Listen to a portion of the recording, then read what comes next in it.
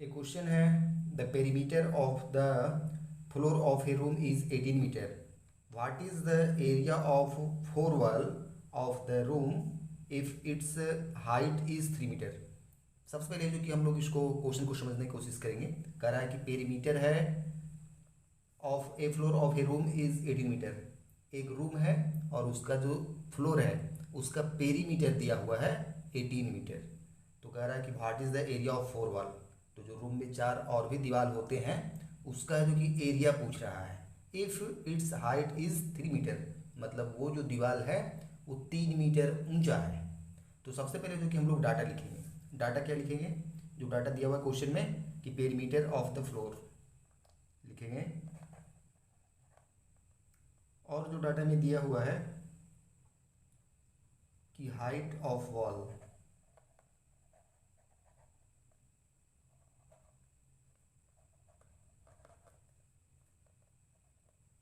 Is equal to 3 metre. तो question में पूछ रहा है कि what is the area of four floor. तो यहाँ पर लिखेंगे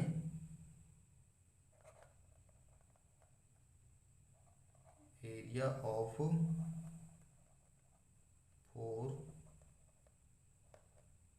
walls is equal to what.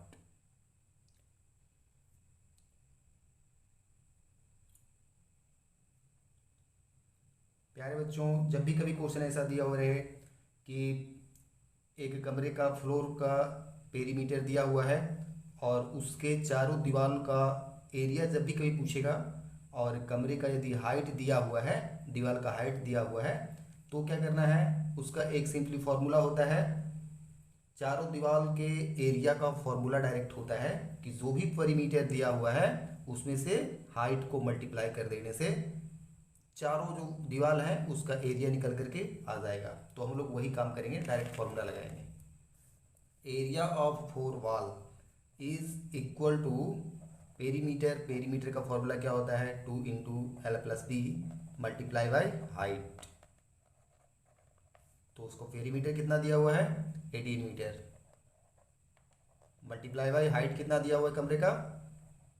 3 metre is equal to 54 metre square. यही है जो कि उस चारों दीवार के एरिया का, चारों दीवार का एरिया निकल करके आ गया। ठीक है। एक क्वेश्चन है, next question. A rectangle measure 8 centimetre on length and its diagonal measure 10 centimetre. What is the perimeter of the rectangle. Rectangle का मतलब उसको हिंदी में आयत कहते हैं। आयत किसको कहते हैं? अपोजिट साइड्स क्या होते हैं? लेंथ में इक्वल होते हैं। ये छोटा वाला साइड को हम लोग ब्रेथ कहते हैं और बड़े वाले जो साइड होते हैं उसको हम लोग लेंथ कहते हैं। तो दोनों का जो अपोजिट साइड होता है उसका वैल्यू क्या होता है? इक्वल होता है।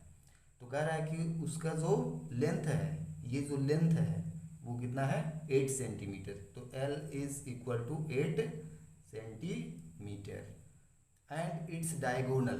डायगोनल किसको कहते हैं? अपोजिट वर्टिक्स को मिलाने वाली लाइन को। तो हम लोग इस प्रकार से भी ड्रॉ कर सकते हैं और इस प्रकार से भी ड्रॉ कर सकते हैं। तो उसका जो लेंथ है वो दिया हुआ है 10 सेंटीमीटर। 10 सेंटीमीटर। तो कह रहा है what is the perimeter of the rectangle. मतलब इसका जो पेरीमीटर है, पेरीमीटर का मतलब चारों तरफ घेरने के लिए जो तार हम लोग इस्तेमाल करेंगे, कितने लंबाई का तार इस्तेमाल करेंगे, उसका मतलब पेरीमीटर होता है।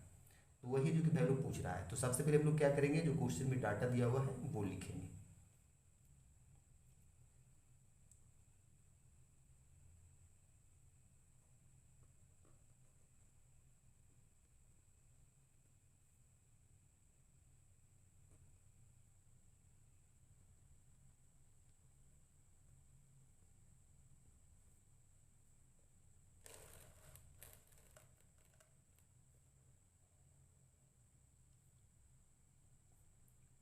लेंथ दिया हुआ है, length of rectangle 8 centimetre, diagonal of rectangle 10 centimetre. Perimeter of rectangle is equal to what, क्योंकि पेरीमीटर क्वेश्चन में पूछ रहा था। तो पेरीमीटर पूछ रहा है तो इसका फॉर्मूला क्या होता है? 2 × L + B पेरीमीटर का फॉर्मूला। अब जो कि पेरीमीटर निकालने के लिए हमको लेंथ भी चाहिए और ब्रेथ भी चाहिए। लेंथ तो 8 सेंटीमीटर दिया हुआ है, लेकिन ब्रीथ है जो कि दिया हुआ नहीं है। तो यहाँ पर हम फिगर में देखेंगे कि इस प्रकार से जो फिगर बन रहा है, जैसे जैसे मेरा पेन चल रहा है, वो एक राइट एंगल ट्रायंगल का निर्माण कर रहा है। ये है जो कि उसका, ये है जो कि रेक्टेंगल का ब्रेथ हुआ और ये हुआ उसका लेंथ। लेकिन यदि हम लोग इस राइट एंगल ट्रायंगल की यदि बात करें, जो दिख रहा होगा अच्छी तरह से, उसमें है जो कि इस वाले साइड को यदि हम लोग लेंथ कहते हैं रेक्टेंगल में, तो उसको हम लोग यहाँ पर जो कि परपेंडिकुलर की तरफ वो दिख रहा है, तो उसको हम लोग पी कहते हैं, पी कहेंगे। और ये जो हम लोग को ब्रेथ दिख रहा है बी, उसको हम लोग बेस भी कह सकते हैं राइट एंगल ट्रायंगल में। तो राइट एंगल ट्रायंगल में जो हाइपोटेनस है, इसको हम लोग क्या कहेंगे फिर, हाइपोटेनस। ये परपेंडिकुलर हो गया और ये क्या हो गया, बेस हो गया। तो बेस हो गया वो किसके बराबर हो गया, जो मेरा रेक्टेंगल है उसके ब्रेथ के बराबर हो गया। तो यदि हम लोग बेस निकाल लेंगे तो ब्रेथ है जो कि उसका वैल्यू आ जाएगा। तो है जो कि हम लोग निकालें कैसे, तो उसके लिए पाइथागोरस थ्योरम का इस्तेमाल करेंगे। पाइथागोरस थ्योरम क्या होता है, H square is equal to P square plus B square.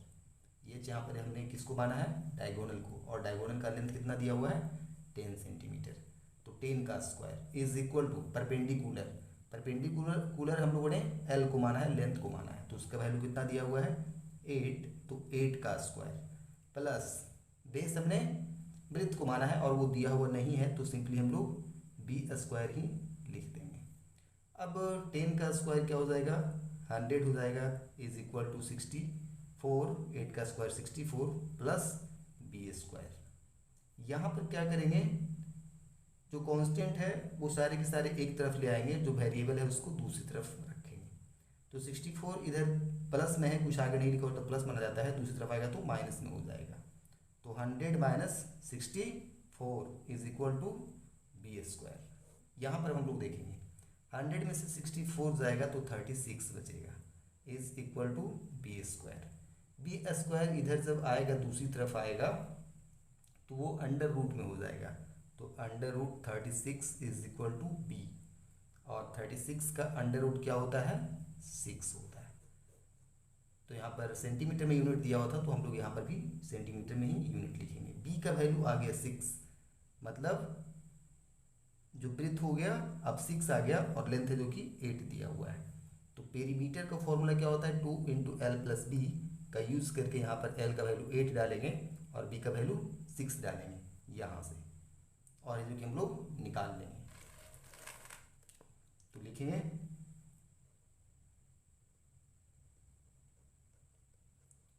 Perimeter of rectangle is equal to formula 2 into L plus B is equal to 2 into 8 plus 6 centimetre होता है इसका unit, तो सेंटीमीटर नहीं लिखेंगे, is equal to 2 into bracket के अंदर काम हम लोग सबसे पहले करते हैं, तो 8 और plus 6 14 centimetre is equal to 28 centimetre. यही क्या हो गया, आंसर हो गया।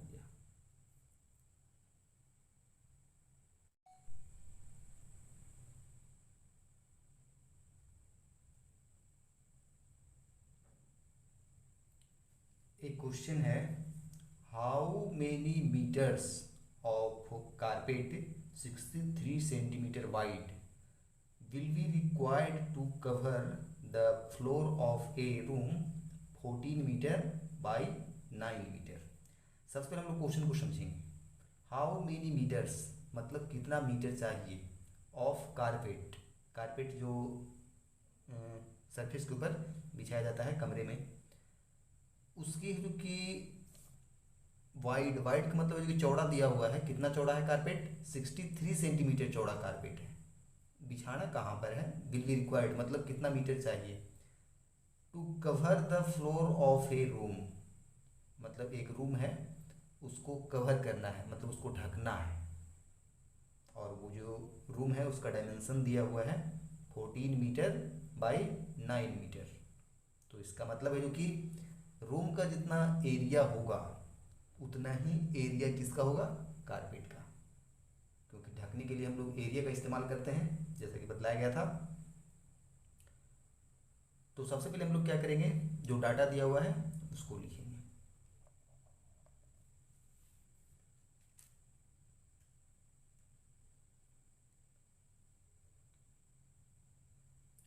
दिया हुआ है ब्रीथ ऑफ कारपेट, जो कारपेट था वो 63 सेंटीमीटर है, चौड़ा है, और जो फ्लोर है वो कुछ इस प्रकार से है, 9 मीटर बाई 14 मीटर, 9 मीटर और 14 मीटर है। लेंथ ऑफ फ्लोर 14 मीटर, क्योंकि यहाँ पर कारपेट का जो ब्रीथ है वो 63 सेंटीमीटर में यूनिट दिया हुआ है, तो इसीलिए जो कि हम लोग क्या करेंगे, जो 14 मीटर लेंथ दिया हुआ है फ्लोर का, उसको हम लोग सेंटीमीटर में कन्वर्ट कर लेंगे। सेंटीमीटर में कन्वर्ट करने के लिए 100 से मल्टीप्लाई करना पड़ता है, तो 1400 मल्टीप्लाई बाई 100, 1400 सेंटीमीटर। उसी प्रकार से जो ब्रीथ दिया हुआ है फ्लोर का 9 मीटर, तो 9 को जो हमने 100 से मल्टीप्लाई किया तो 900 सेंटीमीटर आ गया। अब हमको क्या करना है, जितना एरिया होगा फ्लोर का उतना ही एरिया की आवश्यकता हमको पड़ेगी कारपेट का। तो पूछ रहा था कि कितना मीटर लंबा हमको कारपेट चाहिए, तो सबसे पहले हम लोग क्या करेंगे, एरिया दोनों का इक्वल करेंगे।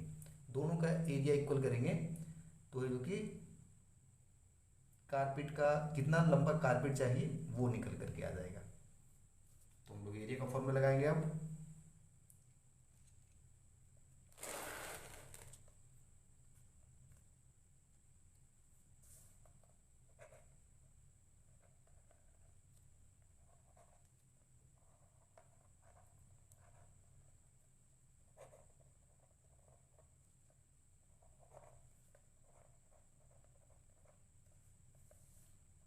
Area of carpet is equal to area of floor.